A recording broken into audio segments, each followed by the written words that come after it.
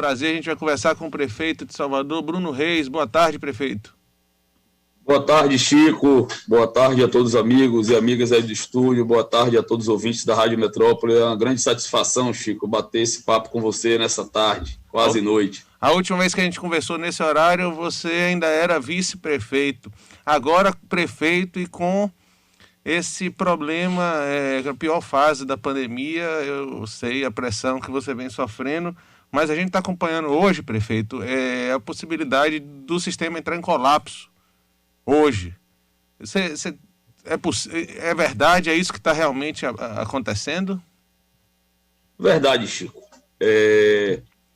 A gente vem há mais de 10 dias com os números crescendo muito de pessoas necessitando de leitos de UTI e de enfermaria. Nos últimos 3 dias, nós fechamos com 97 pessoas aguardando, anteontem, ontem 107 e hoje 116. 53 pessoas precisando de leitos de UTI. As regulações estão demorando em média aí 36 a 48 horas. Já temos visto depoimento de pessoas e de médicos do SAMU que estão aí 6, 8 horas rodando nas ambulâncias para os hospitais receberem os pacientes. Então, realmente, a situação é muito crítica. A prefeitura ampliou o número de leitos antes até de adotar qualquer medida de isolamento social. Então, nós já temos hoje mais leitos do que tínhamos no auge da primeira onda. Mas, infelizmente, só o aumento de leitos não resolve esse momento crítico que nós estamos passando. E não é só Salvador, são diversas cidades do Brasil. Nós sempre deixamos claro que havia o risco de chegar uma nova variante, uma nova cepa do coronavírus. E essa cepa ela é muito mais agressiva, ela inclusive está afetando os mais jovens, inclusive também crianças. As pessoas chegam com sintomas mais graves e também estão permanecendo por mais tempo nos leitos. Então isso tem feito com que a rede comece a colapsar. Nós podemos dizer que até agora ninguém em Salvador viu a óbito por falta de atendimento médico. Todo mundo que necessitou de leitos de UTI, com respiradores, nós oferecemos. O problema é que nós não podemos garantir isso por mais muito tempo, diante da crescente dos números. Ainda vou abrir amanhã uma nova tenda nos Barris, então vamos ter 2 tendas nos Barris para poder atender essa demanda com mais leitos. Vamos inaugurar na terça ou quarta-feira que vem mais um hospital de campanha lá em Itapuã. Vamos para 5 hospitais exclusivos de campanha em Salvador. Então, desde a primeira onda para cá, nós requisitamos administrativamente o Hospital Salvador, o Sagrada Família, e alugamos 2 hospitais, o Itaigara Memorial e o Santa Clara. Temos aí praticamente 250 leitos em funcionamento, mas efetivamente a pressão é muito grande sobre o sistema. A gente está muito preocupado, estamos com toda a nossa equipe aí trabalhando, fazendo além do possível. Para você ter ideia, Chico, nós temos mais leitos, oferecemos mais leitos do que a Prefeitura do Rio de Janeiro, de Belo Horizonte, do que o próprio Distrito Federal, do que cidades mais ricas do que a nossa. Então, efetivamente, a gente precisa do apoio da população para enfrentar esse momento de crise. Não há outro caminho que não o isolamento social. Quando a gente ouve as mais diversas opiniões sobre o lockdown, o toque de recolher, até gente questionando a eficácia disso, é fato que se você deixa de conviver com as pessoas, se você está com vírus, você não transmite. E se você deixa de conviver com as pessoas, e as pessoas que podem estar com o vírus, você não convive, você também não é contaminado. Então, isso não precisa ser cientista para ter essa lógica. Isso é razão, é bom senso. Então, a gente faz um pedido nesse momento para que as pessoas compreendam a gravidade da situação crítica que nós estamos passando. Eu sei que isso tem consequências no campo econômico, no campo social. As pessoas já estão há 11 meses vivendo esse inferno, que é o verdadeiro inferno, essa questão da Covid. Mas nós temos que fazer esse esforço final. A vacina está chegando aí, mesmo que a conta gota, mas nós já vacinamos mais de 150 mil pessoas em Salvador, né? Tem a previsão da intensificação da chegada de doses a partir da mudança de posição do governo federal de adquirir outras vacinas e também pela produção própria que o Brasil vai fazer com o Instituto Butantan e com a Fiocruz. Então, precisamos nos unir. Mais do que nunca, nós estamos passando um momento crítico e o esforço, a compreensão de todos, o envolvimento de todos é fundamental para a gente superar essa etapa. Prefeito, eu sei a pressão que tanto você quanto o governador sofrem diariamente de empresários e de gente que realmente quer trabalhar e ter o seu sustento e que vê a sua dificuldade bater dentro da porta de casa. Mas, por outro lado, você não pode optar entre a economia e a vida das pessoas. A gente está uma semana em lockdown e ainda não surtiu efeito. Não seria já a hora de estender esse lockdown e já dizer, olha, não temos condições de abrir as coisas na segunda-feira como o decreto está previsto? Chico, o que é que os cientistas dizem, que os especialistas, inclusive os técnicos da Fiocruz que estão nos assessorando? Que essas medidas elas começam a surtir efeito com 15 dias. É verdade, eu tenho que deixar claro aqui, não posso esconder de ninguém. Isso era com base no vírus anterior. Nós temos aí uma cepa mais agressiva, uma cepa que tem um poder de contágio maior, e esperamos que ela não seja mais resistente, porque se for, pode ser que afete esses cálculos. Mas todos dizem aí que a previsão é no final de semana os números começarem a ceder.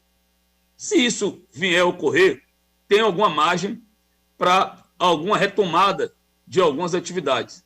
Se isso não vier a ocorrer, infelizmente, nem eu sei que meus colegas prefeitos da região metropolitana e até o mesmo governador, nós temos a obrigação de decidir com base na realidade que nós estamos enfrentando.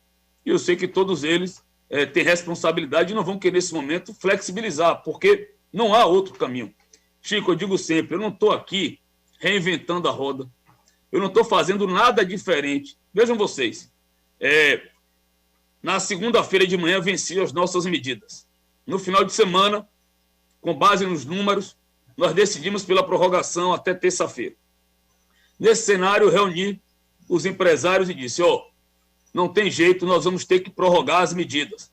Para vocês, para efeito de gestão dos seus negócios, vocês preferem que seja uma prorrogação por mais 48 horas e a gente vá decidindo nesse ritmo, ou que a gente faça uma prorrogação até domingo próximo? Eles, os representantes das mais diversas associações, disseram, é melhor prorrogar até domingo, já que não há outro caminho. É verdade, eles não queriam a prorrogação, mas também eu não coloquei essa possibilidade de não haver a prorrogação, e nós fizemos até domingo, para que eles pudessem dar férias, para que eles pudessem organizar a aquisição dos seus insumos.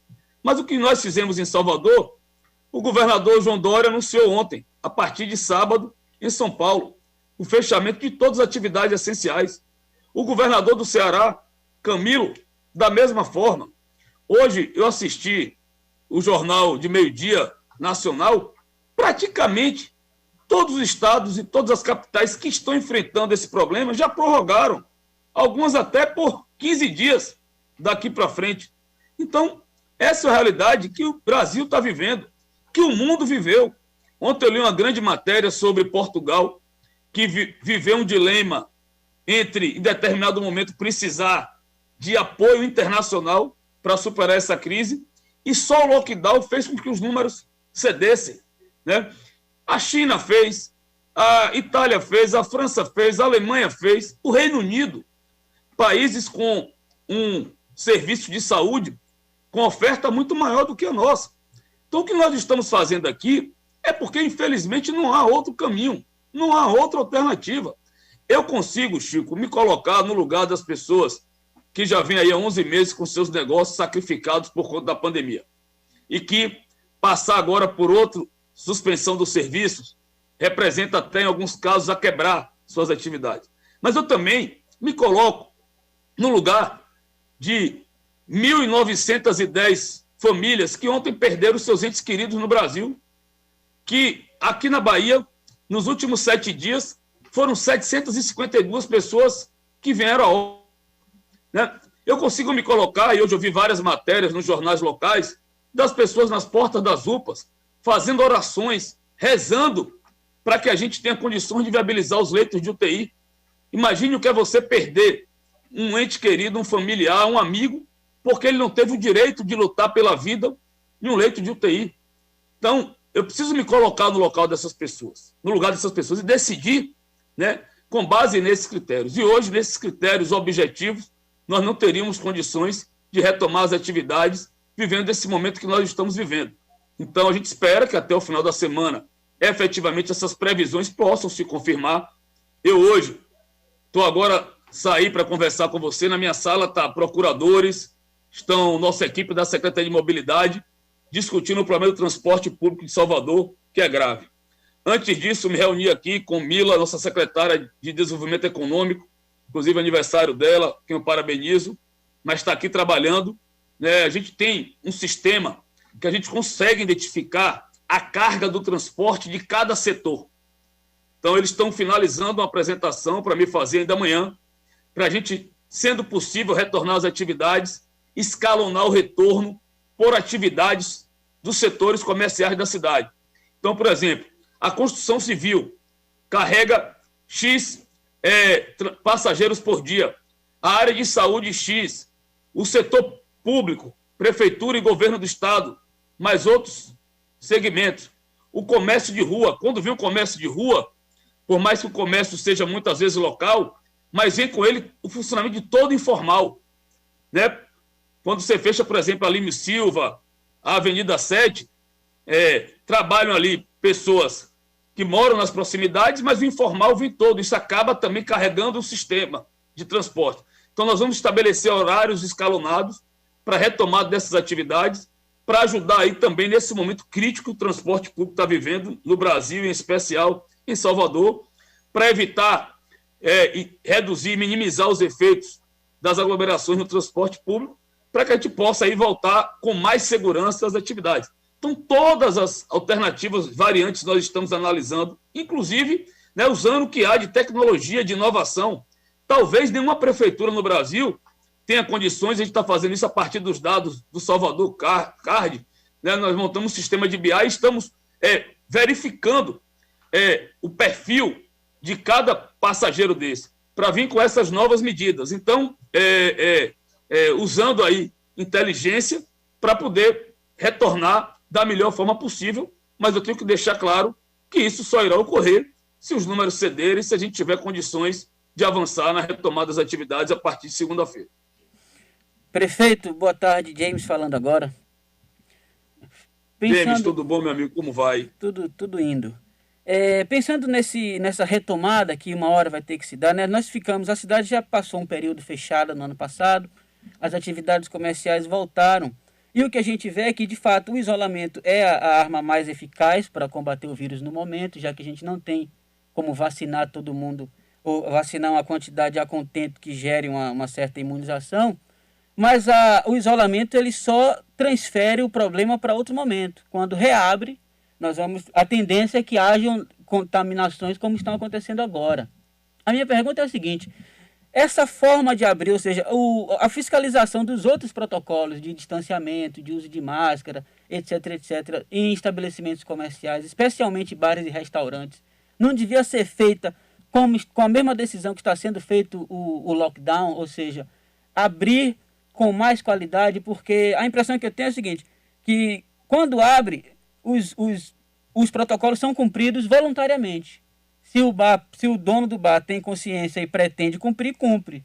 Os que não cumprem, eu não vejo uma fiscalização eficaz para forçá-los a cumprir ou fechar especificamente os estabelecimentos que estão operando com irresponsabilidade. Eu queria saber se daqui para frente há um planejamento de reforçar com a Guarda Municipal uma fiscalização dos protocolos. James, nós não paramos de fazer em nenhum momento. Só para efeito de conhecimento, no mês de janeiro nós fizemos 561 entre notificações, interdições e fechamentos de estabelecimentos que não estavam cumprindo os protocolos. Eu não tenho vergonha nenhuma de admitir aqui, como Salvador, nenhuma outra capital do Brasil tem braço para fiscalizar uma cidade de 3 milhões de habitantes. Então, ou vai haver consciência de quem tem um estabelecimento comercial. Se ele não exigir o cumprimento dos protocolos, a gente, né, pode voltar, como estamos voltando agora, para uma situação como essa, ou, na prática, exigir a execução, ela não vai funcionar. Porque a gente atua quando tem denúncias, quando a gente constata irregularidade, nossas equipes estão na rua de forma permanente, todo mundo atuando, mas não dá para fiscalizar uma cidade com 64 quilômetros de orla, com 3 milhões de habitantes, com uma quantidade enorme de bares e restaurantes e todas as atividades comerciais. Mas a prefeitura em nenhum momento parou. Pelo contrário, nós estamos ampliando as pessoas que estão atuando nessas frentes. Por exemplo, agora, há 10 dias atrás, eu nomeei mais quase 100 guardas municipais, agentes de trânsito, agente de fiscalização, com pessoas para trabalhar na área social, para ajudar na abordagem das pessoas em situação de rua, então assistentes sociais, psicólogos, para trabalhar nas nossas unidades que atendem a população em situação de rua, contrariando uma lógica. Se eu fosse só ouvir a opinião do pessoal da Fazenda, que é responsável pela receita do município, eles diziam, não é momento de nomear ninguém. Ninguém está fazendo isso. Inclusive, há uma lei federal 173, que nós tivemos que mudar o entendimento do parecer da Procuradoria para poder convocar essas pessoas.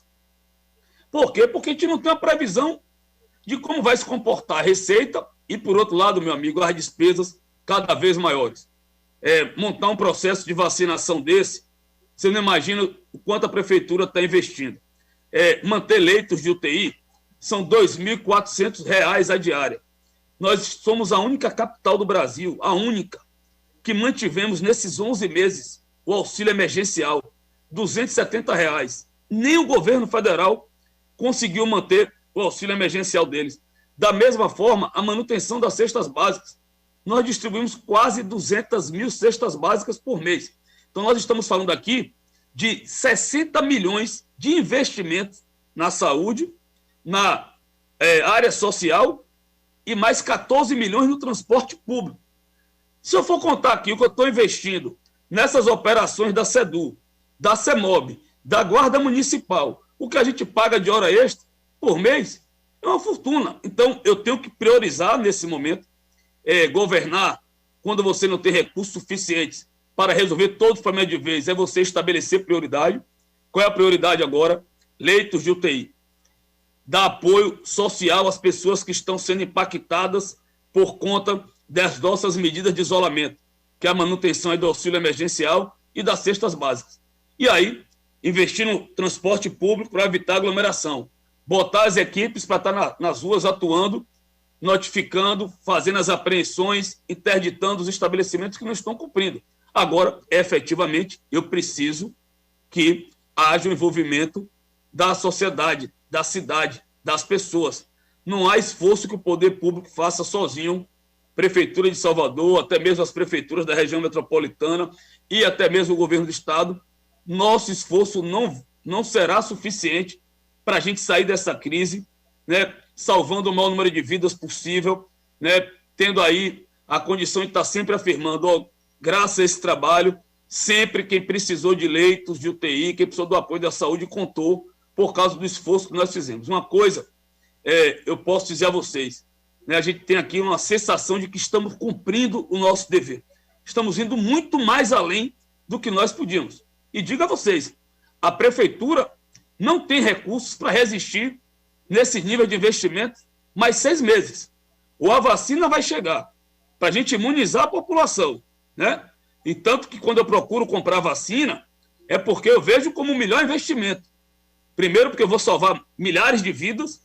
Depois, porque é muito mais barato investir em vacina do que continuar investindo todos esses recursos que nós estamos fazendo nessas áreas. Então, se as vacinas não logo, a gente não conseguir comprar, se a gente passar do meio do ano nesses níveis de investimento, infelizmente a prefeitura vai começar a comprometer aí seus fornecedores, a manutenção da cidade, seus serviços essenciais. Prefeito, a gente está vendo o esforço seu e do governador e a gente, por outro lado, tem uma fala hoje do presidente onde ele critica o isolamento e diz chega de mimimi, com o país praticamente no colapso, à beira do colapso. Como é que você vê isso? Você não acha que é totalmente contrário a tudo que a gente sabe e que vem sendo feito? Chico, eu lamento que o presidente tenha essa posição. Isso só faz atrapalhar esse processo. Eu não sou aqui de não reconhecer o que é feito. Eu preciso reconhecer algumas ações do governo federal. Então, recursos para ajudar na manutenção desses leitos, o auxílio emergencial que precisa voltar imediatamente para garantir o sustento de milhares de famílias, para garantir o pão de cada dia e para garantir o consumo e evitar uma queda de arrecadação maior das prefeituras e governos. Eu preciso reconhecer o que foi feito lá no passado com a medida provisória para os empresários que tiveram seus tributos prorrogados, que tiveram apoio para pagar os salários dos seus funcionários, inclusive tendo compensação de jornada. Eu preciso reconhecer o que o governo federal fez para garantir a receita das transferências voluntárias do Fundo de Participação dos municípios e do Fundo de Participação dos estados. Agora, eu acho que o presidente errou e poderia ter tido uma outra postura, poderia ter liderado esse momento, poderia estar à frente de todas essas medidas, poderia ter comprado as vacinas na hora certa, para permitir que o Brasil já estivesse avançando numa proporção maior com o processo de vacinação. A gente vê outros países com importância menor que a nossa, sem relevância no cenário internacional e que estão com o processo de vacinação muito mais à frente do que o Brasil. A gente lamenta, mas efetivamente a gente espera que o presidente reveja a sua postura e possa efetivamente exercer o seu papel de líder que é maior da nação e possa conduzir esse processo, continuar negando o coronavírus, continuar adotando uma postura de estímulo ao enfrentamento ao coronavírus é um equívoco, Isso pode virar o verdadeiro extermínio da nossa população. Não há outro caminho nesse momento que não o isolamento social. O sistema de saúde do Brasil, assista o noticiário, veja o que está acontecendo em todos os estados. Hoje, por exemplo, no Paraná, tinham 811 pessoas aguardando leitos de UTI. Aí, Goiás, cento e tantas. Recife, que está na situação melhor, mesmo assim, pessoas já aguardando. Aí você vai um giro em todo o país, todos os lugares com problemas no sistema de saúde. Então, gente, não dá para insistir mais. Precisamos ter a consciência de que uma coisa, o adversário lá atrás era mais fraco. Trouxe grandes efeitos. Agora está uma intensidade muito maior. Nós estamos há 40 dias com a média móvel acima de 1.000 mortes diárias. Já são mais de 260 mil brasileiros. Está esperando o quê? Para reconhecer que é hora de mudar a postura e exercer o seu papel. Essa é a minha posição. Prefeito, o senhor falou que nós estamos entrando em colapso já, a malha municipal de saúde, e existe a possibilidade de chegar, na verdade está sendo aguardados respiradores para chegar a Salvador hoje. Nós podemos ter com isso a abertura de novos leitos também nos próximos dias? Veja, James, o que é que a prefeitura fez? Semana passada nós fizemos a requisição administrativa do Hospital Salvador. Ele vinha funcionando, uma parte para leitos de Covid. Então nós assumimos a gestão toda. Precisávamos fazer uma obra de adequação no subsolo e no quarto piso. Essa obra está terminando agora de noite. Amanhã a gente já limpa o hospital e com esses respiradores nós já vamos abrir mais leitos, tanto leitos de enfermaria como leitos de UTI. Nós vamos também abrir amanhã 10 leitos e mais uma tenda que nós estamos montando ao lado da UPA dos Barris. Então, já há uma tenda em funcionamento, vamos ter uma outra tenda. O hospital de campanha no ginásio de esportes de Itapuã, nós estamos finalizando ele aí durante o final de semana, mas estamos também finalizando a contratação da organização social que vai gerir o hospital. Finalizamos amanhã, mas tem esse final de semana para contratar a equipe, para treinar a equipe, para começar a operação na semana que vem. Nós estamos ampliando o número de leitos a cada dia, mas eu preciso deixar claro, qualquer especialista diz isso de forma clara. Veja o que aconteceu no outro mundo, não adianta só ampliar leitos, até porque você tem uma limitação. Qual é a limitação agora? Respiradores e equipe, médicos intensivistas. nós temos aqui que parabenizar os trabalhadores da saúde. Deram as suas vidas para salvar milhares de vidas. Estão há 11 meses, muitos até sem um final de semana de descanso, né, salvando vidas. Mas nós temos limite, né, de trabalhadores para atuar nessa área, de pessoas que tenham qualificação, até porque está ampliando o número de leitos em todo o Brasil e na Bahia. Então vai chegar um momento que a gente não tem condições de ampliar mais leitos. E aí, qual é o caminho? Não tem outro. É o isolamento social, é evitar o convívio entre as pessoas. Nós precisamos ter essa consciência de que precisamos ficar em casa. Só sair de casa quem estiver trabalhando nesses setores essenciais. E se sair, usar máscara, evitar contato com as pessoas, fazer higienização, se cuidar. Não há outro caminho. Não há outro. Então, estamos fazendo esforço para abertura de leitos, mas tanto prefeitura como governos têm as suas limitações aqui já colocadas. Prefeito, a gente sabe que Salvador é uma cidade da música, e que o setor de entretenimento, que já fizeram até algumas manifestações, é o mais prejudicado e que provavelmente é o último a voltar e ainda vai levar um bom tempo. Eu tenho visto amigos músicos, roads, técnicos passando por dificuldades. Realmente dificuldade de colocar comida dentro de casa. Existe algum tipo de ideia para esse público específico? Existe, Chico. Nós estamos estudando isso. Inclusive, essa semana me reuni com a Ambev, Heineken, Coca-Cola, pedindo um apoio para que a gente possa apresentar alguma proposta para atender esse segmento. Dia 29 de março, aniversário de Salvador, estava em nosso radar aí inaugurar o Centro Cultural Casa da Música, que é aquele casarão dos Azulejos Azuis, ali no comércio, do lado do Mercado Modelo. Está ficando fantástico. É um equipamento voltado para o estímulo, né, a produção cultural, artística, musical. Né? Afinal de contas, nós somos a capital da música, conhecida pela Unesco. Então, a gente precisa dar um apoio para esse segmento. A minha ideia antes era, na retomada das atividades, com a chegada da vacina, porque após a imunização das 3 fases, a gente ia começar a flexibilizar a realização de eventos, era dar estímulos, incentivos fiscais e apoio para esse segmento. Mas, diante da chegada dessa nova onda, dessa nova cepa, né, entrando aí na segunda onda, a gente está estudando aí algum tipo de apoio financeiro para esse segmento que foi o mais impactado, é hoje o mais impactado, foi o único que não voltou praticamente nesses 11 meses, é o mais sacrificado e é um segmento significativo da nossa cidade. Né? A gente sabe quantos profissionais tem nessa área. Então já tem os números, seja do Sindicato dos Músicos, seja de quem participou dos editais da Aldir Blanc, que nós no final do ano pagamos quase 18 milhões de reais para esse segmento, sejam aqueles que receberam a cesta básica no passado, que estavam em situações difíceis.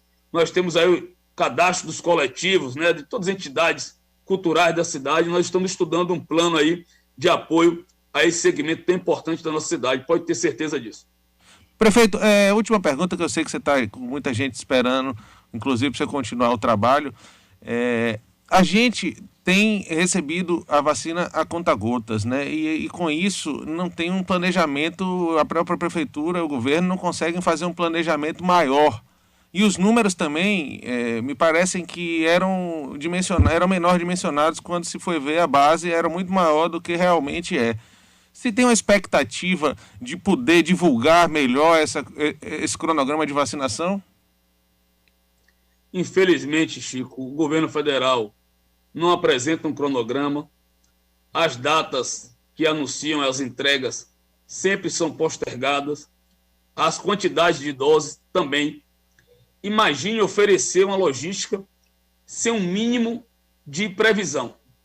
Mas a prefeitura tem feito a sua parte. Deixa eu dar um exemplo no caso dos idosos. Nós, quando começamos o processo de vacinação, nós tínhamos na nossa base 6.300 idosos acima de 90 anos. Sabe quantos nós já vacinamos? 12 mil, Chico. Esse número quase que dobrou. Muito provavelmente deve ter gente das cidades vizinhas que vieram para Salvador, certo? Hoje, por exemplo, nós começamos a vacinação de 79 anos. anunciamos ontem que tinham doses suficientes, que não precisávamos os idosos irem todos de vez para os pontos de vacinação. Nós montamos 11 drives, são mais 92 pontos fixos, né? Mais a vacina express, que é um sucesso, e mesmo assim no início da manhã, de 8 da manhã às 11 horas, nós tivemos fila. Por quê? Porque está todo mundo no momento de tensão. A pessoa, no fundo, né, já está esperando a vacina há tanto tempo, está vendo ela, o dia de ser vacinada, ela quer receber logo a dose, até para se fortalecer mais para enfrentar o vírus. E fica com receio de não ter dose suficiente. E aí você ofereceu uma logística. Hoje mesmo, eu cheguei no Quinto Centro com fila de pessoas, aí na mesma hora providenciamos 200 cadeiras, colocamos todos, distribuímos água, para quê? Para dar uma assistência a essas pessoas. Mas eu peço a vocês, inclusive nós lançamos hoje um filômetro, um aplicativo, as pessoas podem acessar pelo site para verificar onde é que está o melhor para vacinação, de ter menos gente, e aí ver qual o ponto mais próximo da sua casa, que está com a fila menor e vai se vacinar. Agora, por exemplo, amanhã a gente continua ainda vacinando os idosos de 79 anos e os trabalhadores da saúde, mas o ideal é que já pudesse começar amanhã 78 anos. Não podemos fazer, por que isso? Porque não temos doses suficientes. Ah, prefeito, que dia vai chegar? Nós não sabemos. E que quantidade? Estamos aqui apelando, implorando para o governo federal, porque, Chico, o mais fácil é o governo federal e o Estado. O governo federal fornece a vacina, os estados distribuem. Quem é que fica com a parte pior? O irmão mais pobre, que é quem tem que comprar freezer de armazenamento, comprar seringa e agulha, contratar pessoal. Nós já contratamos, Chico, quase 300 pessoas vacinadores para esse processo de vacinação. Temos que montar os drives, estrutura de todo, de baias, né? Caixas de armazenamento, adquirimos veículos, né? Alugamos veículos para transportar as vacinas. Meu amigo, isso é investimento. Não quero nem saber essa conta. Mas não há nada mais importante do que a vacina. Só a vacina vai permitir a gente virar definitivamente essa página. E a prefeitura está disposta a comprar vacina. Nos habilitamos no consórcio essa semana da Frente Nacional dos Prefeitos. Nossa expectativa é que até o dia 22 esse consórcio esteja formado. Vamos encaminhar para a Câmara um pedido de autorização legislativa para integrar esse consórcio. Por outro lado, a Prefeitura vem negociando diretamente com outros laboratórios. Estamos aguardando aí ou a publicação do acórdão do Supremo Tribunal Federal, que permite que municípios possam comprar, ou a lei que já foi aprovada no Senado e na Câmara, que o presidente Bolsonaro não vete, possa sancionar essa lei, que a gente tem condições de adquirir as vacinas e acelerar esse processo de vacinação em Salvador. Ao meu ver, não há nada, a palavra de ordem aqui é essa: enfrentamento à pandemia e compra das vacinas. Prefeito, eu quero agradecer demais, desejar a você aí força e saúde para enfrentar essa guerra e poder proteger aqui a nossa cidade. Obrigado, Chico, pelas palavras. Não se preocupe não, meu irmão, que o couro aqui é grosso. Ainda bem. Já apanhou muito na vida, já passei por tantos momentos, né, tantas batalhas, momentos desafiadores, de tensão, de estresse como esse, mas peço a Deus todo dia equilíbrio, sabedoria, que me ilumine para tomar decisões mais acertadas. E eu tenho certeza, como eu sou homem de muita fé, Deus nunca me faltou e não me faltará nesse momento, e vai me dar as condições para a gente poder liderar esse processo em nossa cidade, conscientizar todos de que esse é um esforço em conjunto, né? Não adianta só o prefeito, sua equipe que está nas ruas com força máxima, distribuindo máscaras, fazendo higienização de ônibus, de estações de transbordos e dos centros comerciais, né? Botando barreiras para exigir que as pessoas usem máscaras, como na Barra, distribuindo as cestas básicas, fazendo a vacinação, a verdadeira, Chico, operação de guerra. Então nós estamos liderando esse exército e, com fé em Deus, e principalmente com o apoio da população, nós vamos sair vitoriosos ao final desse processo e com a proteção e com as bênçãos de Deus muito maior do que nós entramos. Muito obrigado, prefeito Bruno Reis. Boa sorte aí e força, viu? Um abraço forte. Obrigado, irmão. Um abraço a todos. Uma boa noite. Fiquem com Deus. Aí, ó. Tem que desejar a ele muita força, porque a gente precisa, viu, Abraão? Verdade.